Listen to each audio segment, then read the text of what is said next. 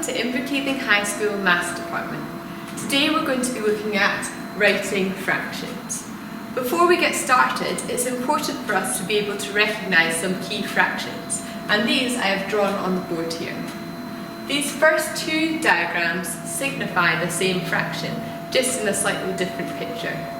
What you can see is both of these diagrams have been split up into two equal parts. So as the diagram is split up into two equal parts, we put our denominator as 2. However, only one part has been shaded, so we would write the numerator as 1. And you should see that it looks as though half of each of these diagrams have been coloured in, and that is why we say that these diagrams signify a half. Our next diagram, instead of being split up into two equal parts, has been split up into 4 equal parts. And you can see that one part in each of those diagrams are shaded. So one part is shaded and 4 parts are there. So that signifies a quarter. So we would say a quarter of that diagram has been shaded, or a quarter is coloured in.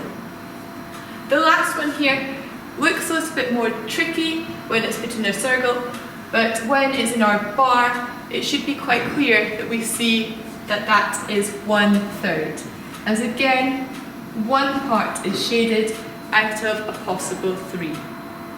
Now these would be my key fractions that you would be able to recognise as you will use them throughout your maths career going forward. However, what we're really interested in today is how we would write a fraction. Now, we spoke about the denominator being the total number of parts in our diagrams above. This first diagram having 2 parts, the second one having 4 parts, and the third one having 3 parts.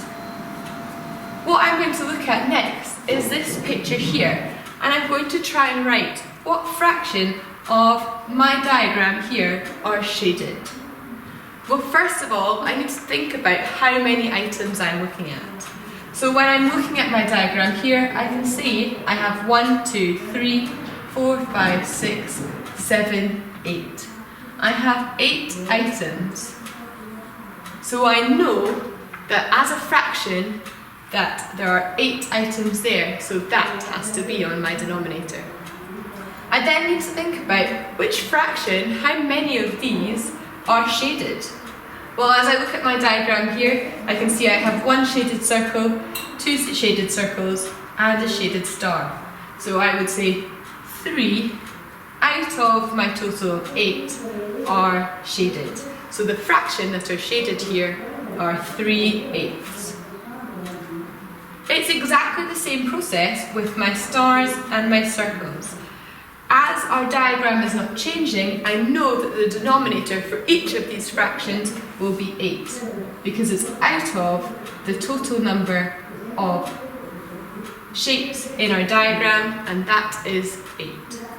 So B asked me to write which fraction of my diagram are stars. Well, I have 1, 2, 3 stars. So again, the fraction there is 3 out of 8. Lastly, it asked me what fraction from the diagram are circles, and I would say that's 1, 2, 3, 4, 5. So 5/8 are circles. Moving on to my next example here, I'm going to use these 4 items as my diagram. So what fraction are squares? Well, when I'm looking at my items here, I can see I have 1, 2, 3, 4. So I know the denominator is 4. And I need to find out how many of these are squares. Well, there's 1, 2, 3 squares, saying that the fraction that are squares are 3/4. Lastly, I need to figure out how many of these are circles. That is 1 out of the total of 4 items. So 1 out of 4 are circles.